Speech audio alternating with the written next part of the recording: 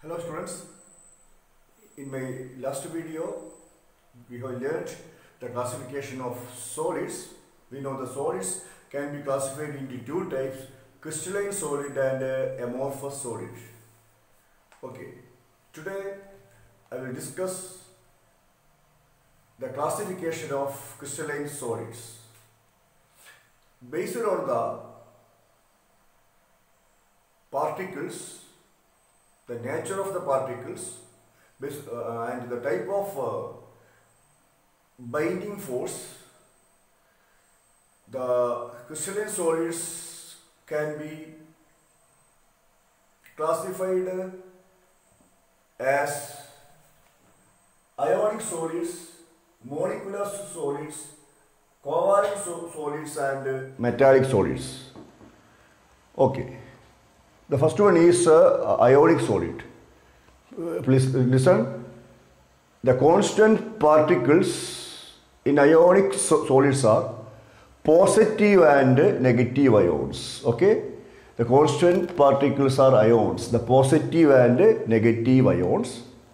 The ions are held together by strong electrostatic force of attraction. Yes, then here the type of bond or the type of binding force is electrostatic force or the ionic bond. Okay, then the main properties of ionic solids: they have high melting point and boiling point, they are brittle, they are poor conductor of electricity. Okay, they are poor conductor of electricity in solid state. Yes, then they have very high enthalpy of fusion and lattice energy. Okay, then the ionic solids are poor conductor of electricity or insulators in the solid state, but are good conductors of electricity in solution or molten state. Then the examples for ionic solids: sodium chloride, potassium chloride, HgO, mercury oxide, zinc sulfide, calcium fluoride, etc. The second one is molecular solid. Okay, the molecular solids are made up of small discrete molecules. Okay, the constant particles in molecular solids are molecules. Then the molecular solids are of three types. Okay, non-polar molecular solid, polar molecular solid and hydrogen bonded molecular solid. Yes, first one, non-polar molecular solids. Okay, yes, the non-polar molecular solids are non-polar molecules. Non-polar molecules, okay, like yes, chlorine, yes, iodine, etc., and they are held together by weak dispersed force or London force. Okay, here the binding force is dispersed force or London force. The second one is polar molecular solids. Then here the molecules are held together by strong dipole-dipole force. Strong dipole-dipole force in polar molecular solids. Yes, the molecules are held together by dipole-dipole force, and examples hydrogen chloride, sulfur dioxide. And the third type molecular solid is hydrogen bonded type. Here the binding force is hydrogen bonding. The molecules are held together by strong hydrogen bonding. Example ice and ammonia. Then the properties of molecular solids. They are poor conductors of heat and electricity. They have low melting point and they are soft. The third type molecular solid is covalent solid. Okay, then the constant particles in covalent solids are atoms. Atoms which are held together by strong covalent bond.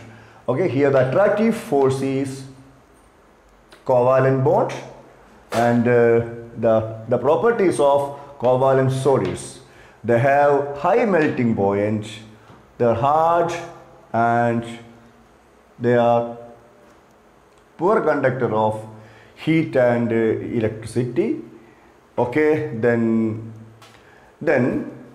but the covalent solids like graphite, okay, is soft and good conductor of electricity, but the covalent solid diamond is very hard and it is a bad conductor of electricity. Okay, last type, yes, crystallized solid is a metallic solid. Then in metallic solids, the constituent particles are positive ions. These positive ions are called kernels. The constituent part here, the constituent particles are the positive ions. These positive ions are called kernels. These kernels are supposed to immerse in the sea of mobile electrons. Okay, sea of mobile electrons. Then some attractive force operates between these positively charged kernels, these positive ions, and mobile electrons. This attractive force is called metallic bond. Okay, then in metallic solids, the attractive force is strong metallic bond. Okay, the attractive force is strong metallic bond.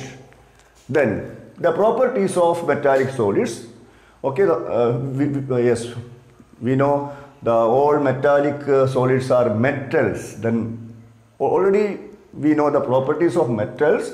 The metals are a good conductor of heat and electricity. The metals are usually very hard. They are malleable and ductile.